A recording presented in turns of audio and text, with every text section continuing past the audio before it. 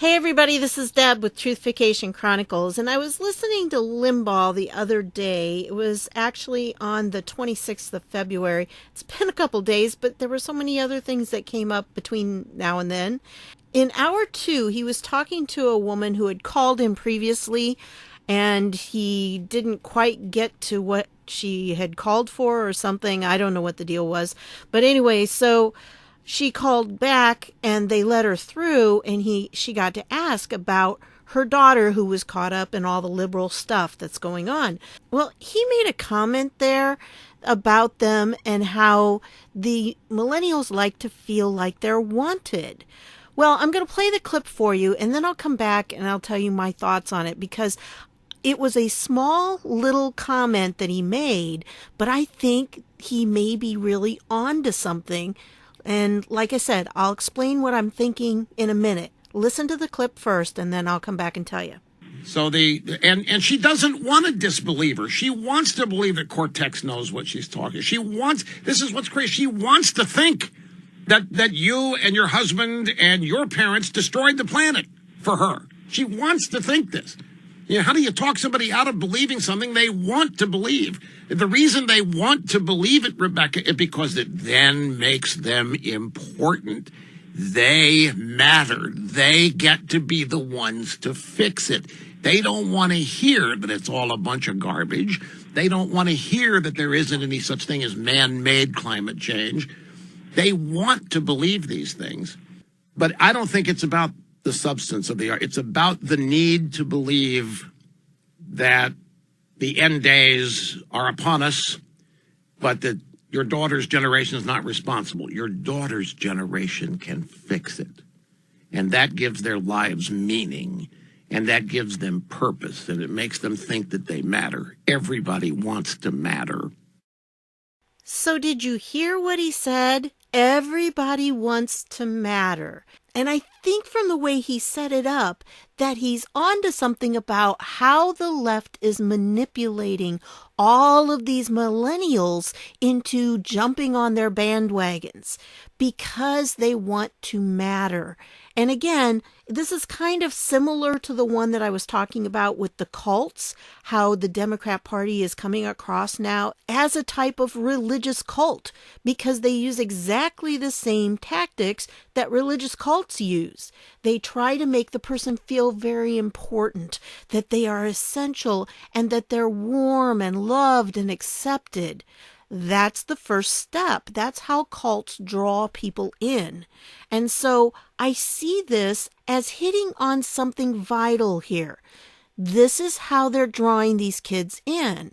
They're drawing them in by making them see that everyone in the world who has contributed to these problems like global warming, they're the ones at fault, and they need to step up as this new generation to be the saviors of mankind, to be saviors of the whole world.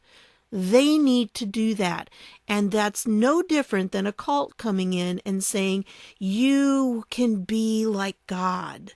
Many religious cults promote that, by the way, that you can be your own little God, or you can be like God, which is ironic because that's exactly the lie that Satan gave Eve in the garden.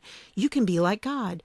And so I think this is what Rush hit on here. And I don't know that he's taking it quite as far as what I'm saying, but this is what it sparked in me, that I think this is how they're drawing them in by persuading these kids that they can be little gods and saviors of our world. And if they will step up, they can save all of mankind, the entire world, from all of these evils.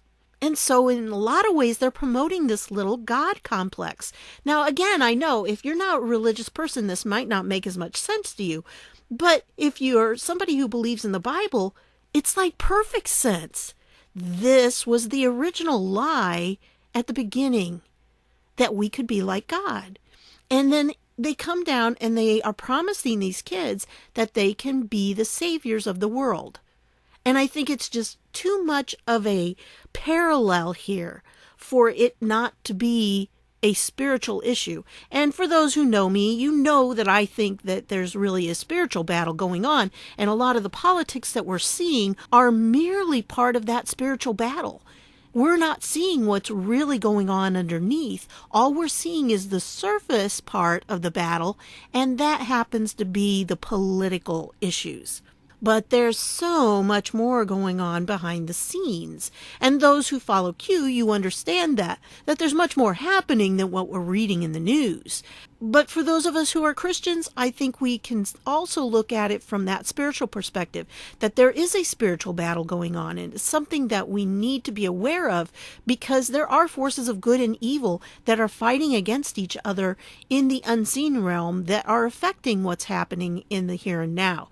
And I think when I heard this, it dawned on me that this was exactly what I was talking about before with the cults, because they first of all make you feel loved and warm, and what did Rush say? Feel wanted, that you are needed, that you're needed for this battle that is out there and is happening right now in our world. They're needed to be the saviors to come in and rescue our world. Now, part of this is when I saw the clip of Dianne Feinstein with those kids, those little kids were kind of panicked because they acted like, you've told us that we're going to die in 12 years if we don't do something. We have to do something. We have to be the saviors of our world. And power is a very addictive thing. You know, when you get these people and you give them power, it goes to their head. And they tend to really take off with it and often do a lot of things that they would never do on their own. Look at AOC.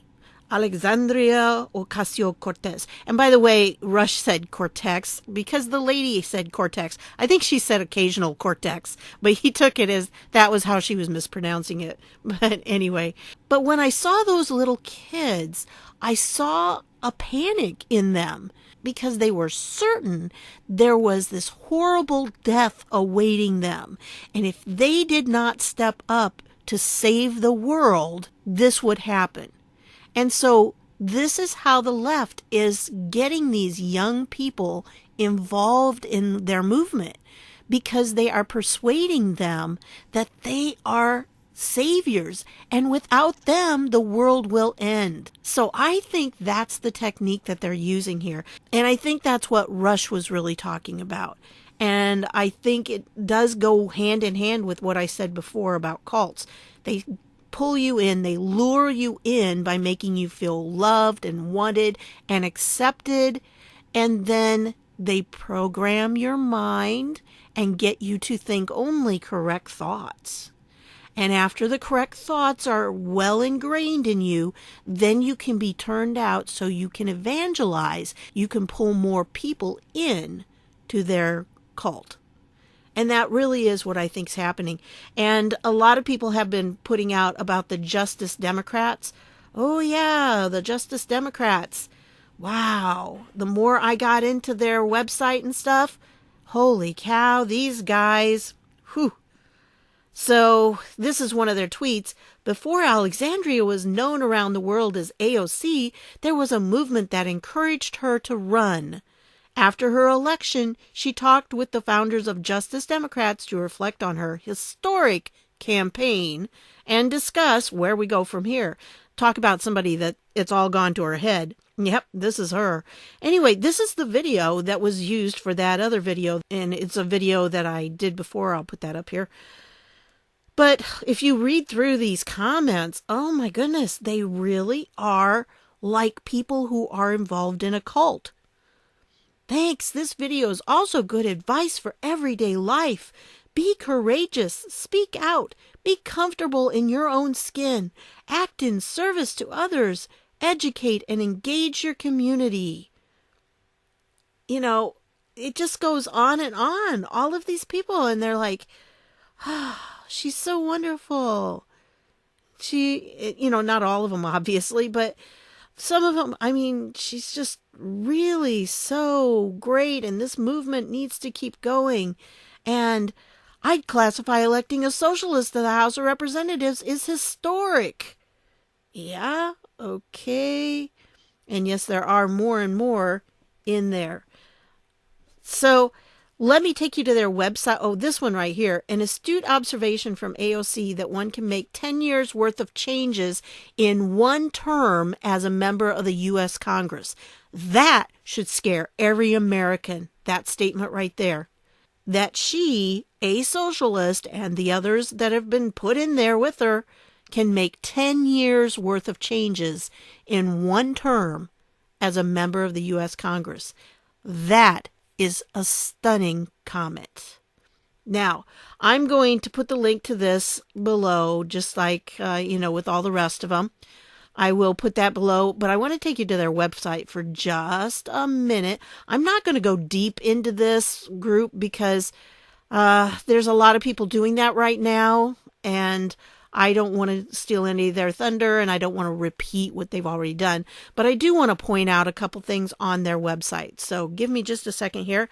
Okay, here we are at their main page. And by the way, I accidentally hit this donate button, and then it wouldn't let me go back. I couldn't get back to the main page. It was just like, okay, so when you go to the nominate form, because I did want to see what the nomination process was, and, you can start nominating now.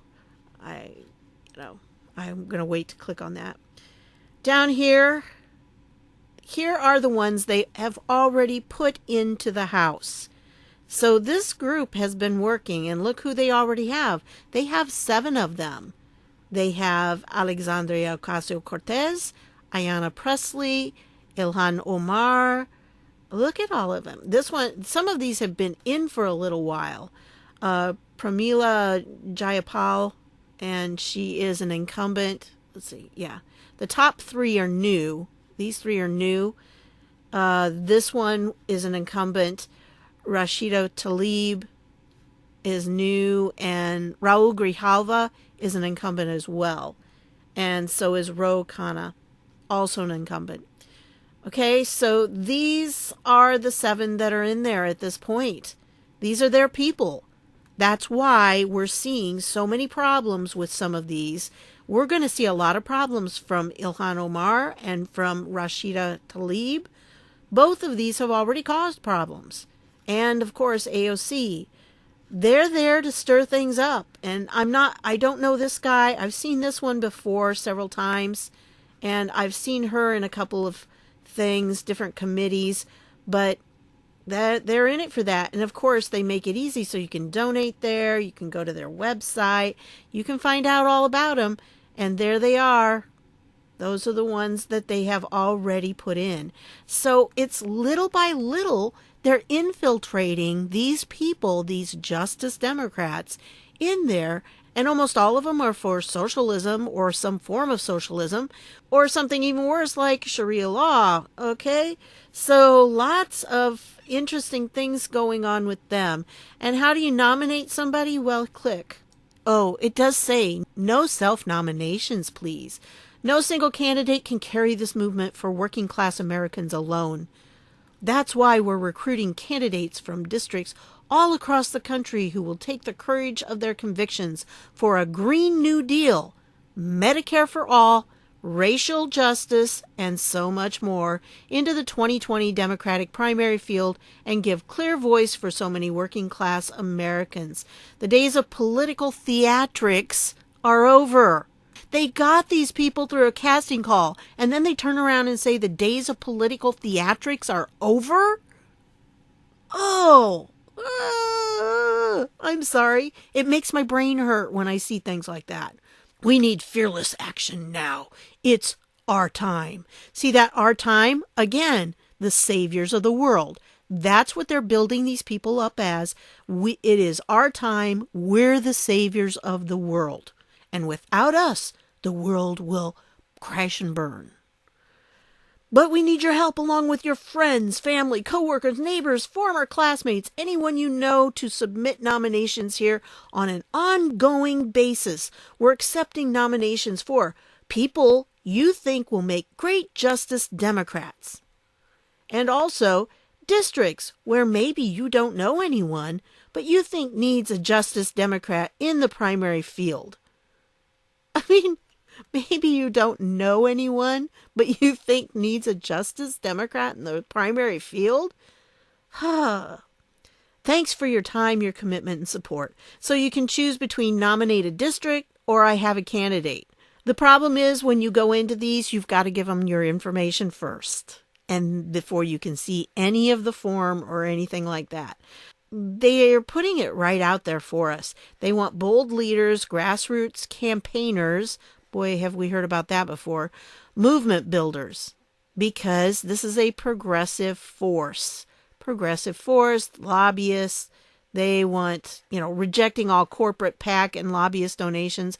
Oh, yeah, let's see how that works out for them. And you can read this quick start guide here and preview the questions here. So let's preview the questions. See, once again, our time. Nominate the next generation. I'm telling you, that's how they're persuading these kids to do this, because they want to make them see that they are the saviors of the world and they're needed. Without them, the world will no longer exist. And so they want to tell about yourself. Why does your district need a Justice Democrat? And then tell us about the person you're nominating. And tell us how your nominee is spending their time. There are no disqualifiers, but we're particularly interested in working class backgrounds, people of color, and women who show evidence of leadership, not through titles, but through action and results, and an uninhibited fighter for justice. What is your nominee's occupation? How are they involved in the community? Any other info you'd like to add? And why would this nominee make a great Justice Democrat for your district? Make a case drawing direct connections between characteristics of your nominee and characteristics of the district that show how they are a great fit.